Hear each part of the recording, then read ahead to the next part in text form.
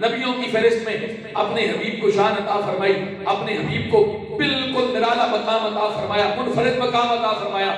اسی طرح اللہ رب العالمین نے اپنے حبیب کی امت میں اولیاء کی صفوں میں ایک منفرد مقام حضرت پیران پیر حضرت شیخ عبد القادر جیلانی الحسنی والحسینی رضی اللہ تعالیٰ عنہ آپ کو عطا فرمایا، جہاں پر ساری کائنات کے عابدین، تمام ساجدین اور اس امت کے تمام اولیاء کے مقام کی انتہا ہو جاتی ہے، تمام غوث قطب ابدال جہاں پر ان کے مقاموں کی انتہا ہو جاتی ہے، وہاں سے حضرت شیخ عبد القادر جیلانی کے مقام کا آغاز ہوتا ہے۔ جہاں پر سب کی گردنیں ہیں وہاں پر حضرت شیخ عبد القادر جیلانی کا قدم مبارک ہے، وہ پیران پیر۔ لیکن جو لنگر آپ کو دینا ہے حضرت شیخ عبد القادر جیلانی کی بارگاہ سے، وہ لنگر آپ ایک کو یہ ہے نا کہ آپ ساری زندگی لنگر کھاتے رہے، چاولوں والا لنگر، روٹی والا لنگر۔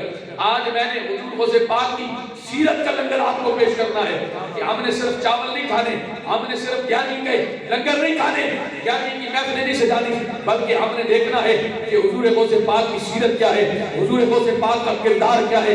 یہ جو اولیاء کرام ہے نا، اللہ رب العالمین یہ جملہ یاد رکھنا اور دل کی تختی پہ لکھ لینا، جب اللہ رب العالمین کسی کو ولایت کے منصب پہ فائز کرتا ہے اور وہ ولایت کے منصب پہ آ جاتا ہے تو پھر اس کی زبان نہیں بولا کرتی، زبانیں بند ہو جاتی ہیں۔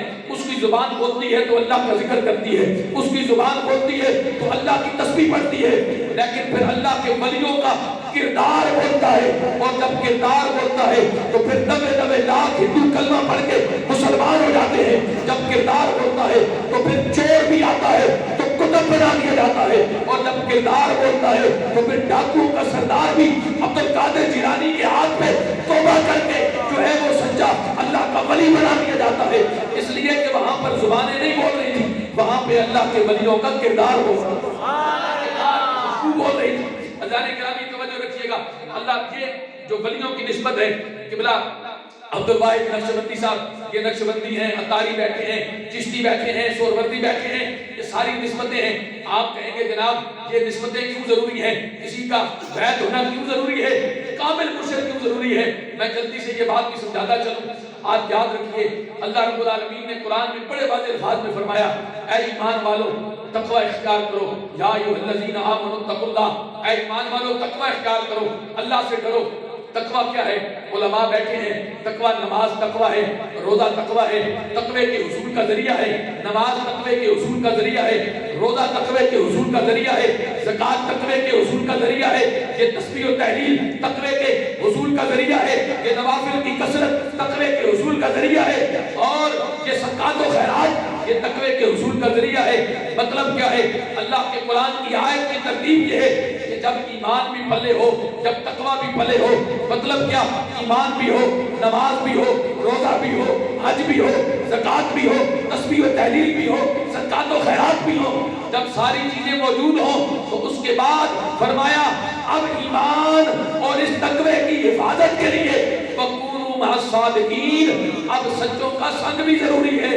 جب تم کسی کامل کے ہاتھ میں ہاتھ دے دو گے تو اللہ رب العالمین تمہارے ایمان کو بھی محفوظ فرما دے گا، تمہارے تقوی کو بھی محفوظ فرما دے گا۔ آپ کہیں گے مولانا صاحب آپ نے یہ بات شاید جوش خطابت میں کہہ دی ہے، یہ کیسے ممکن ہے؟ اس پہ میں ایک دو باتیں بالکل چھوٹی چھوٹی جلدی سے کہہ کے آگے بڑھتا ہوں۔ یہ جس بندے کی میں بات کرنے لگا ہوں، علامہ قاری یونس حقانی صاحب، علامہ عبد الواحد نقشبندی صاحب، یہ حضرات جانتے ہیں، آپ نے بھی نام تو سنا ہوگا کہ یہ بندہ جو ہے وہ اس پائے کا عالم ہے جسے دنیا امام فخر الدین رازی کے نام سے جانتی ہے۔ محبت سے کہیں ساری زندگی قرآن اور حدیث پڑھتے پڑھاتے گزر گئی، ولایت کا اعلیٰ مقام، علم کا اعلیٰ مقام، تقوی کا اعلیٰ مقام امام فخر الدین رازی رحمۃ اللہ تعالی علیہ، ساری زندگی قرآن اور حدیث پڑھا پڑھایا۔ یہ شیطان جو ہے نا، شیطان یہ اتنا طاقتور ہے، انسان دنیا میں آتا ہے، یہ پہلے دن سے انسان میں حملہ آور ہو جاتا ہے، پہلے دن سے اس کی کوشش ہوتی ہے کہ آخری لمحے تک انسان کو گمراہ کر دو۔ مسجد میں اذان ہوتی ہے، نوجوان مسجد کی طرف چلتا ہے تو رستے میں شیطان دوستوں کی شکل میں آ جاتا ہے، چلو یار کل نماز پڑھ لیں گے، آج گپ لگا لیں، تھوڑی دیر دکان پہ کھڑے ہو جائیں، تھوڑی دیر کوئی اور کام کر لیں، کبھی نماز کے لیے نکلے تو بچوں کی محبت نے روک لیا، بچوں کی رونے کی آواز آئی تو نماز چھوڑ دی، آج چلو بچوں کو کھلا لیں، کل نماز کو دیکھا جائے گا۔ یہ سارے شیطان کی طاقت ہے، شیطان کے وسوسے ہیں، شیطان انسان کو برگلاتا ہے، پھسلا دیتا ہے۔ لیکن علماء علماء صوفیاء لکھتے ہیں کہ جتنی طاقت انسان کے اوپر شیطان ساری زندگی میں لگاتا ہے نا، اتنی طاقت اس وقت لگاتا ہے جب انسان کا آخری وقت ہوتا ہے۔ شیطان کا مقصد یہ ہوتا ہے کہ بندہ ایمان کی سلامتی کے ساتھ دنیا سے نہ جائے، وہ پوری کوشش کرتا ہے کہ میں اس کا ایمان چھین لوں اور پھر اس کی روح قبض ہو۔ اب ذہنوں میں وسوسے آتے ہیں، آپ دیکھتے نہیں ہیں کئی لوگ پاس کھڑے ہو کر بھی کلمہ پڑھتے ہیں، سورہ یاسین پڑھی جاتی ہے، لیکن ان کی زبانوں پر کلمہ جاری نہیں ہوتا، روح قبض ہو جاتی ہے، کلمہ تک جاری نہیں ہوتا۔ یہ وہ بڑا مشکل وقت ہے جب جان کنی کا وقت آتا ہے نا، تو شیطان اپنی پوری طاقت لگاتا ہے۔ اور یہ ایمان کی سلامتی اتنی زیادہ ضروری ہے، جس کی بارگاہ میں میں اور آپ حاضری دینے بیٹھے نا حضور غوث اعظم کی بارگاہ میں، اس بندے کے تقوی کا مقام یہ تھا کہ جنہوں نے 40 سال عشاء کے وضو سے فجر کی نماز ادا فرمائی، عشاء کے وضو سے، مطلب 40 سالوں میں ایک رات بھی ایسی نہیں کہ حضرت شیخ عبد القادر جیلانی 2 منٹ کے لیے بھی ان کی آنکھ لگ گئی۔ ہم لنگر تو کھاتے ہیں، کبھی سوچا کہ ہماری زندگی میں وہ تو 40 رات تھا نا، ہماری زندگیوں میں 40 راتیں بھی ایسی ہیں جو ہم نے عشاء کے وضو سے صبح کی نماز پڑھی۔ ہم تو 40 دن ایسے نہیں ہیں کہ نماز کی استقامت کر لیں، فرائض نمازوں کی، نوافل تو بڑے دور کی بات ہے۔ توجہ رکھیے گا، اتنا بڑا تقوی کا مالک، پیران پیر، لیکن عید کا دن ہے، ایک کونے میں بیٹھ کر رو رہے ہیں۔ کسی نے پوچھا، ساتھیوں نے کہا عبد القادر جیلانی آج تو عید کا دن ہے، آج تو خوشی کا دن ہے اور آپ کی آنکھوں سے آنسو جاری، سنو یار جواب اور اپنے دل پہ لکھ کے چلے جاؤ۔ حضرت عبد القادر جیلانی نے فرمایا یہ عید کا دن لوگوں کے لیے ہوگا، عبد القادر کے عید کا دن وہ ہوگا جس دن عبد القادر ایمان سلامت لے کر دنیا سے چلا جائے۔ ایمان سلامت لے کر، ایمان کی سلامتی کتنی ضرورت ہے، کتنی ضروری ہے۔ امام فخر الدین رازی رحمۃ اللہ تعالی علیہ، آخری وقت آ گیا، شیطان نے حملہ کر دیا۔ شیطان نے کہا امام فخر الدین رازی ساری زندگی قرآن اور حدیث پڑھایا ہے، یہ بتاؤ اللہ کو ایک مانتے ہو تو اللہ کی وحدانیت پر دلیل لاؤ۔ امام فخر الدین رازی نے اللہ کی وحدانیت پر دلیل قائم کی، شیطان نے رد کر دی، دوسری دلیل دی، رد ہو گئی، دوسری دلیل دی، رد ہو گئی، یہاں تک کہ یہ شیطان کس پہ حملہ آور ہے؟ امام فخر الدین رازی جیسے بندے پر۔ میں اور تم کس کھاتے میں ہیں؟ ہم کتنا شیطان کا مقابلہ کر سکتے ہیں؟ امام فخر الدین رازی جیسے بندے پر 360 دلیلیں، سنیے گا ذرا، 360 دلیلیں امام فخر الدین رازی نے اللہ کی وحدانیت پر قائم کی، شیطان نے ساری کی ساری رد کر دی۔ اب سانسیں اکھڑ رہی ہیں، آخری وقت ہے، ایمان خطرے میں پڑ گیا، ذہن میں وسوسے آنے لگے، اللہ کی توحید کے بارے میں معاملہ شک میں پڑ گیا۔ اب جو ہے وہ کام آئی نسبت وَكُونُوا مَعَ الصَّادِقِينَ، سچوں کا سچ، اب جو ہے وہ ہاتھ کامل کے ہاتھ میں تھا امام فخر الدین رازی کا، اور دور مقام پر حضرت خواجہ نجم الدین کبریٰ رحمۃ اللہ تعالی علیہ جو آپ کے پیر و مرشد ہیں، آپ وضو فرما رہے تھے، آپ نے دیکھا مرید میرا ہے، ساری زندگی قرآن اور حدیث پڑھایا ہے، تقوی کے بھی اعلیٰ مقام پر ہے، لیکن اب تقوی بچانا بڑا مشکل ہو گیا، اب نماز بچانی بڑی مشکل ہو گئی، اب ایمان سلامت لے کے جانا مشکل ہو گیا، اب نسبت کام آ گئی، اب وہ سچی نسبت وَكُونُوا مَعَ الصَّادِقِينَ کا مصداق آپ نے وضو کرتے ہوئے یوں پانی کا چھینٹا مارا اور فرمایا فخر الدین رازی اس شیطان سے لعین سے کیوں نہیں کہہ دیتے کہ میں اپنے رب کو بغیر دلیل کے ایک مانتا ہوں، میں اپنے رب کو بغیر دلیل کے ایک مانتا ہوں۔ اور یہ جملہ کہنا تھا، امام فخر الدین رازی کا ایمان مضبوط ہوا، ایمان کی کاملیت کے ساتھ امام فخر الدین رازی کا وصال ہو گیا۔ عزیزان گرامی، ایک اور بات، گولڈا شریف کے ماننے والے بیٹھے ہیں، سبحان اللہ، میں بھی گولڈا شریف کے در کا نوکر ہوں، توجہ رکھیے گا۔ اب جو بات سنانے لگا ہوں میرے حضور تاجدار گولڑا حضرت قبلہ پیر میرے لیے یہ اتنی آسان بات ہے کہ اس کے بعد آپ کو وَكُونُوا مَعَ الصَّادِقِينَ کا مطلب سمجھ آ جائے گا، سچوں کے ہاتھ، سچوں کے ساتھ ولیوں کی نسبت آپ کی بات سمجھ میں آ جائے گی۔ ایک بندہ تھا نا، وہ حضرت کا بڑا خاص مرید تھا، اس کا ایک دوست تھا جو بڑا پرلے درجے کا شرابی تھا۔ وہ حضرت کا جو مرید تھا نا، اس نے کہا یار تو یہ شراب چھوڑتا نہیں ہے، چل میں تجھے حضور پیر میر علی شاہ صاحب کے پاس لے کے جاؤں۔ یہ کوئی آج کل کے پیر تو نہیں ہے نا، وہ تو حضور تاجدار گولڑا تھے۔ فرمایا آؤ تجھے آپ کی بارگاہ میں لے کے جاؤں تاکہ تم ان کے ہاتھ میں بیٹھ کر اور شاید تجھے یہ شراب کی جو لت پڑی ہے یہ چھوٹ جائے۔ اس نے کہا میں بیٹھ تو کر لوں گا لیکن تجھے پتہ ہے میں سارا کچھ چھوڑ سکتا ہوں، شراب نہیں چھوڑ سکتا۔ اب وہ مرید بھی بڑا پکا تھا نا، اس نے دل میں سوچا تو ایک دفعہ آ تو صحیح، میرے حضرت کے ہاتھ پہ ہاتھ دے تو صحیح، پھر دیکھ شراب کیسے چھوٹتی ہے۔ اچھا یار دوستیاں بھی ایسی رکھا کریں، جو دوست آپ کو کرکٹ کے گراؤنڈ میں لے کے جائے نماز کے وقت، وہ دوست نہیں ہے، وہ آپ کا دشمن ہے۔ جو دوست آپ کو بازاروں میں روک کر کپڑے لگائے اور نماز نہ پڑھنے دے، وہ آپ کا دوست نہیں، آپ کا دشمن ہے۔ دوست وہ ہے جو مسجد میں اذان ہونا تو آپ کا دروازہ کھٹکھٹا کے کہے چلو یار نماز کا ٹائم ہو گیا، نماز پڑھنے مسجد میں چلو۔ یہ دوستی اور دشمنی کا بھی معیار بنائے۔ اب جو ہے وہ دوست وہ لے کے آ گیا حضور تاجدار گولڑا کی بارگاہ میں۔ اس نے کہا پیر صاحب شرط یہ ہے میں مرید تو ہو جاؤں گا لیکن شراب نہیں چھوڑ سکتا۔ اب سنو یار میرے، وہ کہتے ہیں نا الٹی چال چلتے ہیں دیوان گانے عشق، آنکھوں کو بند کرتے ہیں دیدار کے لیے۔ وہ حضور تاجدار گولڑا کی بارگاہ میں آیا، اس نے کہا جی شرط یہ ہے۔ پیر صاحب مسکرا پڑے۔ حضور تاجدار گولڑا حضرت قبلہ پیر مہر علی، آپ کیا جانے کتنا بڑا نام ہے، میرے کریم آقا کی بارگاہ کی منظور نظر میرے حضور تاجدار گولڑا نے فرمایا اچھا چل پھر میری بھی ایک شرط ہے، شراب سے میں منع تو نہیں کرتا لیکن ایک وعدہ تو بھی کر کہ میرے سامنے شراب نہیں پینی ہے۔ کہنے ذرا سبحان اللہ۔ اب وہ اس جو ہے وہ روحانیت کے سسٹم سے غافل انسان تھا۔ اس نے کہا کون سا پیر صاحب کے سامنے میں نے گولڑا شریف آ کے شراب پینی ہے؟ شراب تو میں نے شراب خانے میں پینی ہے یا اپنے گھر میں پینی ہے۔ اس نے کہا جی وعدہ ہے آپ کے سامنے شراب نہیں پیوں گا۔ اب وہ وعدہ کر کے چلا گیا۔ کچھ دن تو شراب خانے کی طرف نہ گیا نا تو وہ یہ دوستیاں ہوتی ہیں نا جو شیطانی والی، یہ پھر تلاش کرتی ہیں، شیطان وسوسے ڈالتا ہے یار آپ کا فلان دوست نظر نہیں آ رہا، ذرا ڈھونڈو تو صحیح کدھر غائب ہو گیا ہے۔ اب اسے ڈھونڈا گیا، گھر سے پکڑ کے لایا گیا شراب خانے۔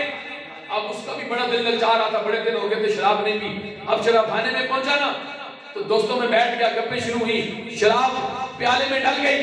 جب پیالہ اٹھا کر شراب کا اپنے منہ کے قریب کیا، اب پہلے تو تھا نا وہ اکیلا لیکن اب ہاتھ دے دیا تھا میرے علی کے ہاتھ میں۔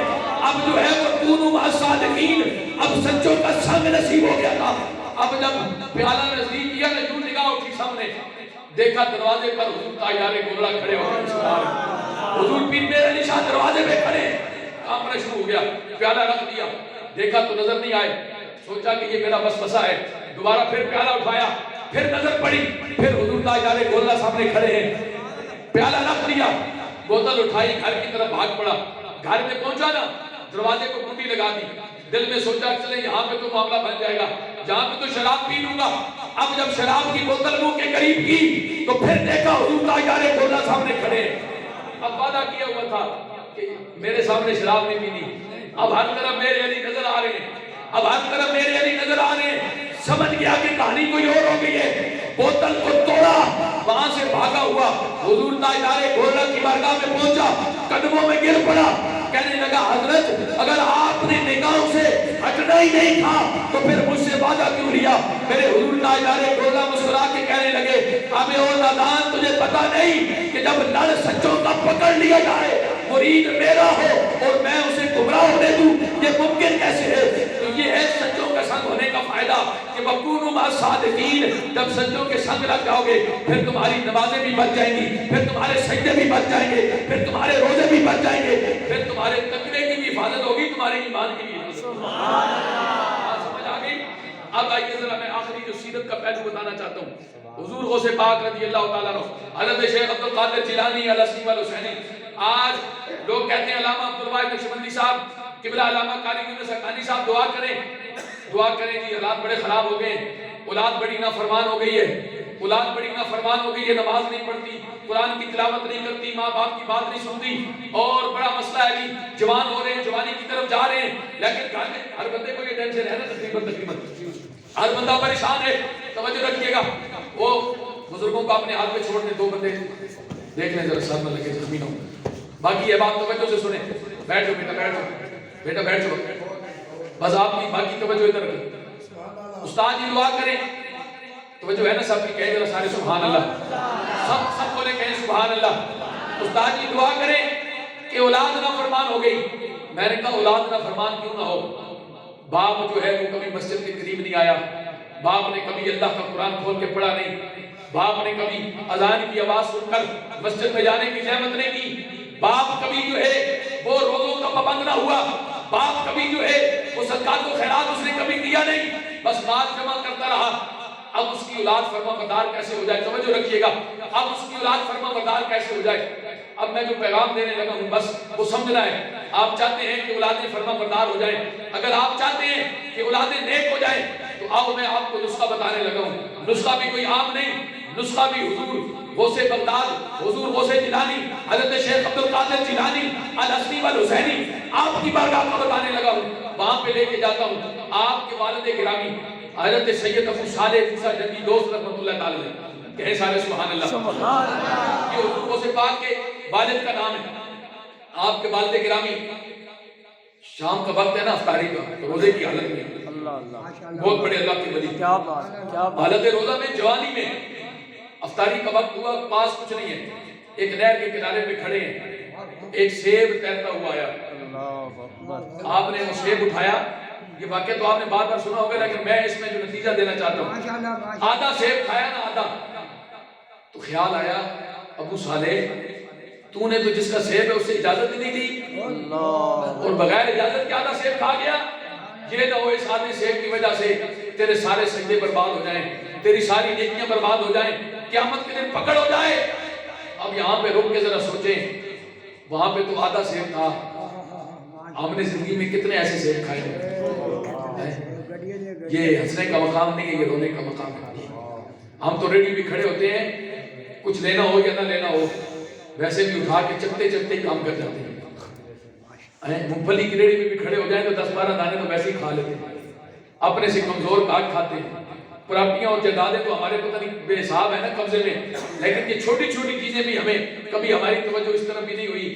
یار کبھی سوچا ہے ایک وقت آنے والا ہے، وَمَن يَعْمَلْ مِثْقَالَ ذَرَّةٍ خَيْرًا يَرَهُ وَمَن يَعْمَلْ مِثْقَالَ ذَرَّةٍ شَرًّا يَرَهُ۔ وہاں پر ذرے ذرے کا حساب ہونے والا ہے۔ اس دن تمہاری بادشاہی نہیں چلے گی، اس دن تمہارا راج نہیں چلے گا، اس دن تمہاری طاقت نہیں چلے گی، اس دن طاقت بھی رب کی ہوگی، بادشاہی بھی رب کی ہوگی، اور اللہ رب العالمین پورے جلال پہ ہوگا، پھر تمہیں حساب دینا پڑے گا۔ سنو ذرا، آپ کے والد گرامی نے سوچا کہ نہیں اب بات کو یہاں پہ چھوڑنا نہیں ہے، یہ جو سیب کھا لیا ہے نا اس کو بخشوانا بھی ہے۔ اب چل پڑے، میلوں سفر طے کیا، آگے جا کر دیکھا ایک باغ کے اندر سے وہ نہر گزر رہی ہے، سمجھ گئے کہ اسی باغ کا وہ سیب تھا۔ جا کر جو ہے حضرت عبداللہ صومعی رحمت اللہ تعالی علیہ جو ہے یہ بھی اللہ کے بہت بڑے ولی کامل ہیں، یہ حضور غوث پاک کے نانا جان ہیں، اور وہاں پہ پہنچے نا، جا کے کہنے لگے میں نے آپ کے باغ کا آدھا سیب کھا لیا ہے، میں آپ سے اس کی معافی مانگنے آیا ہوں۔ اب وہ بھی اللہ کے ولی تھے، سمجھ گئے کہ بندہ تقوی کے اتنے معیار پر ہے کہ جو آدھا سیب بخشوانے کے لیے اتنے میلوں کا سفر کر کے آ گیا۔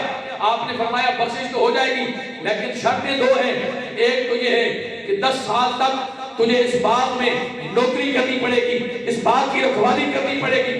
میرے اور تیرے جیسا کوئی ہوتا تو ہم کہتے ہو آدھا سیب بھی کھایا ہے نا، کون سا کوئی جو ہے وہ کوئی اور چیز کھا گئے ہیں، یہ کون کرے 10 سال تک رکھوالی، ہم تو 10 منٹ بھی دینے کے لیے تیار نہیں تھے۔ لیکن وہاں پہ اللہ کا ولی کامل تھا، تقوی کا اعلیٰ مقام تھا، کہنے لگے اگر آدھا سیب اس وجہ سے معاف ہوتا ہے تو میں 10 سال نوکری کرنے کے لیے بھی تیار ہوں۔ 10 سال نوکری، 10 سال کی نوکری کے بعد فرمایا 10 سال پورے ہوں گے نا تو پھر دوسری شرط بتاؤں گا۔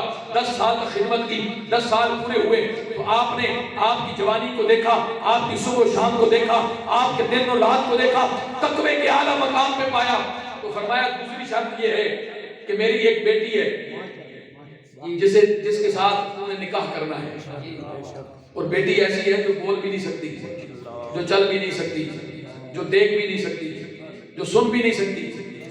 آپ نے فرمایا اگر آدھا سیب معاف ہو جائے تو میں یہ نکاح کرنے کے لیے بھی تیار ہوں۔ جوانوں سننا ذرا، پیغام لے کے جانا۔ اب جب شادی ہو گئی نا، نکاح ہو گیا تو آپ جب کمرے میں گئے تو دیکھا کہ معاملہ تو کچھ اور ہے۔ جس کے ساتھ آپ کا نکاح ہوا ان کا نام بھی حضرت سیدہ فاطمہ ہے، تو نکاح ہوا تو دیکھا کہ وہ تو بول بھی سکتی ہیں، سن بھی سکتی ہیں، چل بھی سکتی ہیں۔ واپس پلٹے اپنے سسر کی بارگاہ میں، آگے کہنے لگے یہاں پہ تو معاملہ کوئی اور ہے، آپ نے کہا تھا میری بیٹی چل نہیں سکتی ہے تو چل بھی سکتی ہے، دیکھ بھی سکتی ہے، بول بھی سکتی ہے۔ سنو یار، آپ نے فرمایا بیٹا معاملہ یہ ہے، تجھے میں نے تقوی کے اعلیٰ منزل پہ پایا، میں نے جو کہا نا میری بیٹی چل نہیں سکتی، اس سے مراد یہ تھا کہ میری بیٹی نے آج تک اپنی دہلیز سے باہر قدم نہیں رکھا، آج تک۔ آج ہم بھی دیکھیں اپنے کردار کو، نام غوث اعظم کا لیتے ہیں، لنگر غوث اعظم کے کھاتے ہیں، کردار کیا ہے؟ آگے تو یہ ہوتا تھا نا کہ مرد عورتوں کو ساتھ لے کے بازاروں میں چلے جاتے تھے، آہستہ آہستہ یہ رسم شروع ہوئی، اب تو معاملہ اور بھی الٹ ہو گیا. اب تو کہتے ہیں خود ہی جاؤ, کپڑے بھی خود ہی خرید لاؤ, بازار خود ہی جاؤ, راشن بھی خود ہی خرید لاؤ, جوتے بھی خود ہی خرید لاؤ. اب تو مردوں کی خریداری بھی عورتیں خود کر رہی ہیں بازاروں میں, غیر محرم کے آگے جا کے ڈیل کر رہی ہیں دکانوں میں, ایک دکان میں دوسری دکان میں. اب تو حالات یہاں تک پہنچ گئے اذان گرامی. لیکن یہ سیرت ہے غوث پاک کے والد گرامی کی اور آپ کی والدہ کی. فرمایا کہ گھر سے باہر قدم نہیں رکھا. اور جو میں نے کہا نا میری بیٹی دیکھ نہیں سکتی, اس سے مراد یہ تھی کہ میری بیٹی کی نظر آج تک کسی غیر محرم پہ نہیں پڑی. کہہ سارے سبحان اللہ یار, یہ حضور غوث پاک کی والدہ کی سیرت ہے. اور جو میں نے کہا میری بیٹی سن نہیں سکتی, اس سے مراد یہ تھی کہ میری بیٹی کے کانوں میں آج تک کسی غیر محرم کی آواز نہیں پڑی. جو میں نے کہا میری بیٹی بول نہیں سکتی, اس سے مراد یہ تھی کہ میری بیٹی کی آواز کسی غیر محرم کے کان میں نہیں پڑی. اور میری بیٹی نے کوئی غیر شرعی جملہ آج تک اپنی زبان سے بولا نہیں. سننا یار, اب جو یہ فقیر آپ کو نتیجہ دینے لگا ہے, آپ کہتے ہیں اولاد جو ہے وہ نیک ہو, اولاد فرما بردار ہو. اولاد کہاں سے نیک ہو, اولاد کہاں سے فرما بردار ہو, جب تقوی ہمارے عمل کا یہ حال ہے. جب خدا کی قسم تقوی عروج میں پہنچتا ہے, اور یہ کمال کا تقوی جب ادھر حضور غوث پاک کے والد گرامی اور آپ کی والدہ کا یہ کمال کے تقوی کا جب ملاپ ہوتا ہے, تو پھر بیٹا عبد القادر جیلانی پیدا ہوتا ہے.